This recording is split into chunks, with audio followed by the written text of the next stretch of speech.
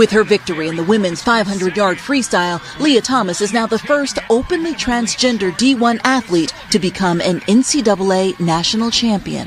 Can you provide a definition for the word woman? Can I provide a definition? No. Yeah. I can't. You can't? Not in this context. So I'm not a biologist. But if God hath said, and we're in trouble.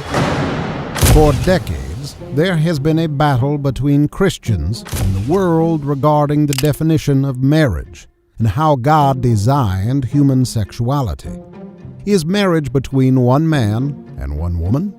Or can the definition of marriage be expanded to include other kinds of unions between the same sex? There is a war raging right now in the marketplace of ideas. And it's a war that's raging on many fronts. But one of those fronts is on the front of not just marriage, but the idea of biblical manhood and womanhood and marriage. Really a biblical understanding of humanity, what it means to be a man or a woman made in the image of God. In recent years, the battle has become far more intense and fundamental. There is now even debate about what it means to be male and female in the first place. It is now argued that men can be women and women can be men, and there are men and women living as if this were true. More fundamentally, there's an argument about what it means to be a man or a woman. Just let that sink in for a moment. We went from having an argument about, what were acceptable sexual practices to then going to an argument about who are acceptable marriage partners, and now to an argument about what is a male and what is a female, what is a man and what is a woman. The fundamental question regarding all of these battles comes down to whether we get to define terms like marriage, male, and female, or whether God has told us what terms like marriage, male, and female mean. And all of that goes to the heart of a simple, singular question. Hath God said? Because if he hasn't, then we are free to have those arguments and those debates and to move the goalposts from time to time. But if God hath said, and we're in trouble, and I believe we are. God has clearly revealed through his word what marriage means, and what it means to be male and female. And it is an act of serious rebellion against God to think that we have the right to redefine terms like these. And it is incredibly important for us to understand that right before God gives us instructions about manhood and womanhood and marriage, God lays out his law so that we understand the way things work. And that is that God is the sovereign creator of the world and everything in it. And as the sovereign creator of the world and everything in it, God tells us what things are and how things are to be. God is the one who creates and defines humanity. God is the one who creates and defines manhood and womanhood. God is the one who tells us what is a man and what is a woman. He doesn't ask us that question, nor does he give us leeway in that area. But God hath said. This rebellion against what God has revealed about marriage, human sexuality, and what it means to be male and female is a sign of spiritual death, and all who remain dead spiritually will be severely judged for their sin. There is another kind of death that is brought, the spiritual death, this death that separates man from God. And it is this death, this spiritual death, that actually makes man ignore the command. It is this spiritual death that makes man ignore the fact that God hath spoken, that God hath given us a law and that we are bound by that law. It is this spiritual death that causes man to rebel against God in the very definition of what it means to be man made in the image of God. Entire nations are now enacting laws that redefine what God has clearly said. For example, Canada has passed a law that explicitly calls what God has revealed about human sexuality as a myth. And the United States also has bills that are very similar in nature. Earlier this morning, our government introduced a bill to end conversion therapy in Canada. To what myths does this Canadian law refer? Well, the myth of heteronormativity, for example. Specifically, the myth of heteronormativity. Now, if you haven't been in a gender studies class in the last few years, you may be asking, what is heteronormativity? It's the idea that people are normally supposed to be heterosexual. That is now considered a myth, or the myth of cisgender. The myth that people born in male bodies are men and people born in female bodies are women, and that no matter what you think about those bodies or do to those bodies, you cannot change what God hath wrought. These are now considered myths, but not just myths, dangerous myths. Hey, this is Michael.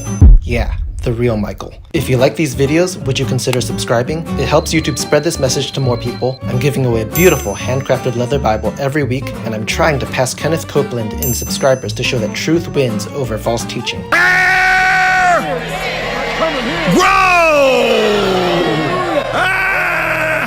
Thank you so much for your eyeballs and support. Modernity has brought about the idea that because of the scientific progress we have made, we are now more intelligent than the old-fashioned teachings of the Bible, which are now completely out of date. People now think they are wiser than God and what God has revealed in the Bible. Dangerous myths that have been replaced by scientific truths that should now govern us as we've become more enlightened. From Genesis chapter 2, we learn several things about what God has clearly said to the human race. First, the very definition and meaning of marriage comes from God, not us, which means we have absolutely no right to redefine what marriage is. Truth number one, God designed marriage, not man. Marriage was God's idea, not man's. Adam did not come to God and say, God, I have an idea. Why don't you make me? No, that's not the way it happened. Second, God has said that one major purpose of marriage is procreation, which is simply impossible if we redefine marriage to include unions between two members of the same sex. Not only that, but God gives marriage its purpose, or its purposes. The principle among them is procreation. God has told man to be fruitful and multiply and subdue the earth. There are a lot of things that Adam could have done had there been no Eve. Multiply, not one of them. Third, something inextricably tied to the purpose of procreation is God designing marriage to be between a biological man and a biological woman. Men and women were designed by God to complement one another and to be able to produce offspring. But if we redefine the very concepts of male and female, we destroy the way God designed humanity. Which means that because God gives marriage its purposes, chief among them procreation, God also gives marriage its design in male-female relationship. The two corresponding parts of humanity, men and women, designed for one another, designed by God, designed for God's glory. Some may argue that marriage is merely a social construct that we have already redefined, but that is simply not the case. If God exists and is sovereign, then the fundamental definition of marriage remains exactly what God has said it is. And what we've done is simply rebelled against this God and what He has said. We cannot redefine marriage. And I know what you're saying here, right? You say we can't redefine marriage, but haven't we redefined marriage? No, we haven't redefined marriage. We've blasphemed the God who created marriage, but we haven't redefined it. Related to the rebellion against what God has said about marriage and human sexuality is the rebellion against what God has said about the role of men. Today, feminism stands against God's design concerning male headship. Anything related to male headship is now seen as toxic masculinity or outdated patriarchy. There's another piece here, because in this war against manhood and womanhood in marriage, there's also the war against the patriarchy, the war against male headship, which again is an assault on the God of the Bible. The woman is made after the man, male headship. The woman is made for the man, male headship. The woman is brought to the man, male headship. The woman is named by the man twice, once in chapter 2 and once in chapter 3, male headship. And if that's not enough, when you get to Romans chapter 5, the Bible doesn't say sin came into the world through one couple. It says sin came into the world through one man. Why? Male headship and accountability because of male headship. So again, why are we in trouble? The problem is that God has clearly told us how things are. But nations around the world hate what God has revealed and are standing up to God and saying to Him, no. Again, when we read this text and ask the question, hath God spoken? The answer is clearly yes. There is today a war against what God has said, and more specifically, what God has said in Genesis chapter 2 concerning marriage, human sexuality, and what it means to be male and female. This is a direct war against both Christianity and God. When we go to war against Genesis 2, we go to war against the gospel. And here's the great irony. Man eats of the forbidden fruit from the forbidden tree. He's alienated from God and now deserves death, hell, and the grave. And his only hope is that God would be merciful and send him a savior. And yet, fallen man goes to war with the very one who's provided a way of salvation. As Christians, it's part of our duty to stand up against the lies that are being taught by those who are at war with the Bible and God. We need to boldly proclaim the truth, because it's only through the truth that fallen people can be saved and live the God-glorifying life they were created to live. I do not stand up against this kind of woke tyranny in the areas of manhood and womanhood and marriage because I want my definitions to be the definitions. I go to war against this woke tyranny, number one, because there is a God who created the world and he has spoken. And fallen man does not get to disagree with the God who has spoken. And I go to war against this woke tyranny because, number two, I love fallen men enough to tell them the truth. There is a God.